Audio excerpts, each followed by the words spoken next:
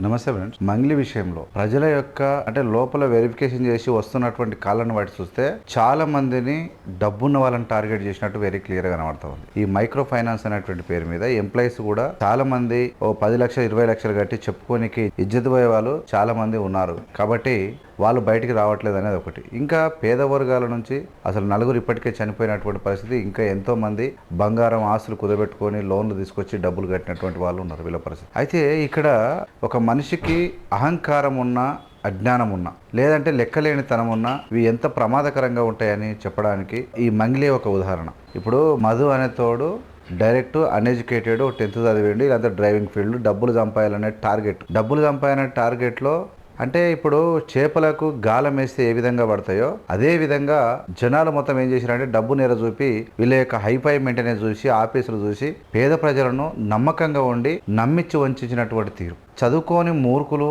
ఒక దద్దమ్మలు చేస్తే ఓకే, కానీ సమాజంలో తిరుగుతూ అటు టీవీలలో యాంకర్గా సమాజం తెలుస్తూ సమాజాన్ని చదువుతూ నీతులు బోధించినటువంటి మంగిలి ఈ దుర్మార్గమైనటువంటి క్రీడ జరుగుతూ ఉంటే మధు ఇంటికి రాత్రి వేళలో రావడం, పరామర్శించిపోవడం అంటే ఏదో ఒక రకంగా డబ్బులకు ఇండైరెక్ట్గా అంటే వీళ్ళు ఏం చేశారంటే ఈ మైక్రో ఫైనాన్స్ ఎప్పుడైతే దోపిడీ మొదలుపెట్టిరో ఎవరిని పెట్టుకోవాలి? రాజకీయ నాయకులతో సంబంధాలను వ్యక్తులు పెట్టుకోవాలి. మంగిలికి అటు ఏపీలో కానీ ఇప్పుడు తెలంగాణలో కానీ అప్పుడు అధికారంలో ఉన్నటువంటి వైఎస్ జగన్మోహన్ రెడ్డితో కానీ లేదంటే ఇక్కడ ఉన్న కేసీఆర్ కుటుంబంతో కూడా సత్సంబంధాలు కలిగి ఉన్నాయి. ఇక్కడ కలిగి ఉండడం వల్ల ఏమైందంటే వాళ్ళకి పాటలు పాడడం, వీళ్ళు 2 పార్టీలకు కమిట్ అవుతారు, ఆ కమిటీకి పాటలు పాడుతూ ఉంటారు. ఇలాంటి వ్యక్తులు ఏం చేశారంటే మంగిలి ఉంటే మనల్ని అందరినీ కాపాడతారు, రాజకీయ నాయకులు, ఎమ్మెల్యేలు, మినిస్టర్లు ఎవడెవడో చెప్తూ ఉన్నారు. వీళ్ళందరి యొక్క ఆలోచన ఏంటంటే ముఖ్యంగా పోలీస్ స్టేషన్లో పోలీసుల దగ్గరకు పోతే న్యాయం జరుగుతుంది అన్నటువంటి నమ్మకం 50%, నాకు తెలిసిన కాడికైతే 60-70% ప్రజలకు లేదు. 100% తిరిగి సావాల్సిందే. అంటే ఈ తెలంగాణ వచ్చిన తర్వాత 10 ఏళ్ళుగా జరిగినటువంటిది ఏంటంటే నీచం ఎంఆర్ఓ ఆఫీసులు, పోలీస్ స్టేషన్లు ఒక నరక కూపాలుగా తయారైనాయి. మ్యాక్సిమం న్యాయం అనేది వాని అబ్బా జాగీరు, వాని అయ్యే జాగీరు లేకనే ఫీల్ అవుతా ఉన్నాడు ఆ సీట్లో కూర్చున్న లుచ్చలు. ఈ కాంగ్రెస్ ప్రభుత్వం వచ్చినాకనన్నా ఇవన్నీ మారాలి. ఎక్కడో కొంతమంది ఏదో కొన్ని విషయాల్లో మేలు చేసి మిగతా ఈ పోయినామంటే పని అయ్యే జోలే లేదు. వాడికి ఏమొస్తాయి, వీడు 2 చూస్తాడు. నేను చాలా చూస్తూ ఉన్నా, అన్ని చాలా పోలీస్ స్టేషన్లు వీలైనప్పుడు తిరుగుతూ ఉన్నా. నేను పోయినప్పుడు ఏం తెలియడం లేకనే పోతాం మనం.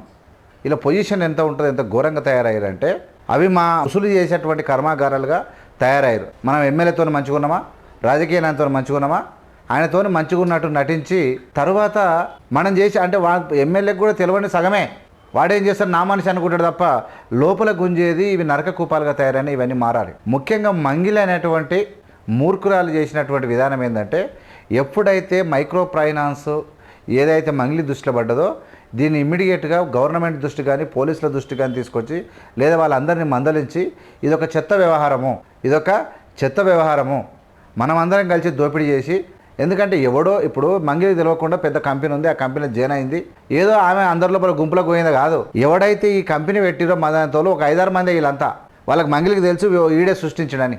అంటే పూర్తిగా తెలిసి అనేక మంది గిరిజనుల యొక్క ప్రాణాలతోనే వీళ్ళు ఆడుకుంటూ ఉన్నారు, జీవితాలతో ఆడుకుంటూ ఉన్నారు.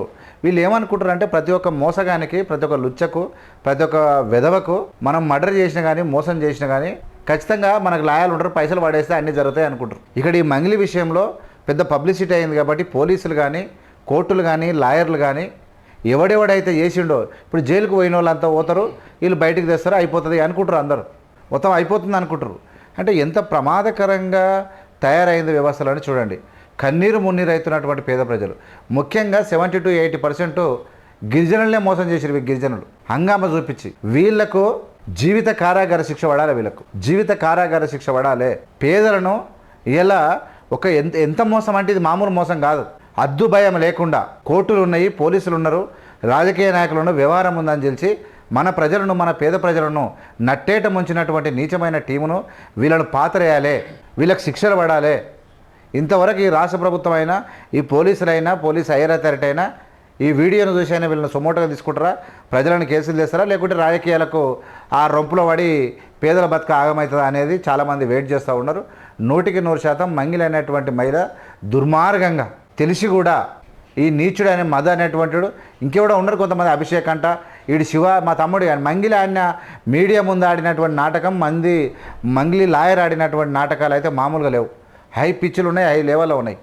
ఈ నాటకాలు అత్యంత ప్రమాదకరమైనవి.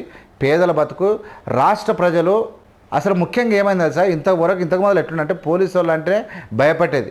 ఎన్నో 2-3 కేసులు తప్ప మిగతావి మాత్రం ఏమవుతుంది, ఏం కేసు ఏమవుతుంది, ఏమొస్తుంది, ఏం తింటున్నాం, ఇదే ఉన్నది తప్ప మొత్తం అదే పని మీద ఉన్నారు. ఈ చెత్త పోవాలి. అయ్యరా తాటి ఉంటాడు, ఇక ఓన్లీ కానిస్టేబుల్ ఆ పైన వాళ్ళు మాత్రమే నిజాయితీగా ఉంటారు. ఆ టైప్ చేస్తారు వాళ్ళు 5-10 ఆడుకుంటారేమో. కానీ అయ్యాడైతే ఇప్పుడు సిఐ ఉన్నాడు, డిఎస్పీ లెవెలు, తర్వాత ఎస్ఐ లెవెలు. ఇక నువ్వు నిండిందా పోయిందా ఇదే పని. ఈ వ్యవహారంలో రాష్ట్రంలో ఉన్నటువంటి higher authority police sub department should take as suo motu. Otherwise so many complaints were lodged. The government should take care on this dangerous issue. ఇది మళ్ళీ రిపీట్ కావద్దు. పేద ప్రజలు నరక కూపాలలోకి వెళ్ళిపోతూ ఉన్నారు. దుర్మార్గంగా వీళ్ళు దోచినటువంటి సొమ్మును విదేశాలలో వేరే రాష్ట్రాల్లో పెట్టుకొని వీళ్ళు చాలా జాగ్రత్త పడ్డారు. కాబట్టి వీళ్ళందరికీ కూడా మంగిలితో సహా వీళ్ళందరికీ నార్కో టెస్టులు చేయాలి. నార్కో టెస్టు పరీక్షలు చేసి వీళ్ళని ఖచ్చితంగా కఠిన కారాగార శిక్షకు పంపించాలి. నటన వద్దు, నాటకాలు వద్దు. మంగిలి లాంటి వాళ్ళు ఎవడున్నా, ద్రోహం చేసేటోడు ఎంతటి వాడున్నా, పేద ప్రజల ముంచులోనే ఎవడున్నా వాడిని ఖచ్చితంగా జైల్లో పెట్టాల్సిందే. ఈ పని చేయాలి. ముఖ్యంగా డిపార్ట్మెంట్లో కొన్ని ఎంఆర్ఓ ఆఫీసులు, కొన్ని మండలాల పోలీస్ స్టేషన్లకు వాళ్ళ గురించి చెప్తే నాకు చెవులకి రక్తం కారుతుంది. ఇప్పటిదాకా పేద 4 యువకులు కలిసి అన్ఎంప్లాయిడ్ కలిసి ఒక పెట్రోల్ బంక్ పెట్టుకుంటారు. పెట్రోల్ బంక్ పెట్టుకుని అన్ని పర్మిషన్లు వచ్చినాయి. ఏదో ఒకటి కొర్రి పెట్టి 3 ఏళ్ళ నుంచి నరకం చూపిస్తారంట. వాళ్ళు వచ్చి వాళ్ళ బాధ చెప్పుకొని ఏడుస్తూ ఉన్నారు. ఇలాంటి వాళ్ళను ఏం చేయాలనేది నేను త్వరలో మాట్లాడుతూ ఉంటా. ఖచ్చితంగా ఈ Mangli case finance, micro finance విషయం లోపల ఖచ్చితంగా పోలీసులు ముందుకు రావాలి, ఫార్వర్డ్ రావాలి. పోలీస్ ఆఫీసర్స్ ఎవరైతే ఉన్నారో బాధ్యతాయుతమైనటువంటి నిర్ణయం తీసుకొని ఏం జరుగుతుందో కనుక్కోవాలి. రాష్ట్ర ప్రభుత్వం కూడా కనుక్కోవాలి. ఈ సమస్యల నుంచి పేద ప్రజలను బయటేయాలి. ఇంకా ముఖ్యంగా రాజకీయ నాయకుడు ఎప్పుడు బయటకు వస్తాడంటే, రాజకీయ నాయకుడు అవినీతితో టచ్ లేకుండా వస్తాడు. వీళ్ళే అదే పని మీద ఉండ్రి కొంతమంది. ఎప్పుడు దోదాం, ఏం మింగదాం, నేను చెప్తున్నా, పైసలు దోచిన ఏ రాజకీయ నాయకుడు ప్రజల చేత ప్రశంసించబడడు. డబ్బు అడ్డగోలిగా దోచినటువంటి ఏ రాజకీయ నాయకుడు నీకు ఎన్ని కోట్లను ఉండని ప్రజలు ప్రశంసిస్తారని అనుకోవడము మీ భ్రమ.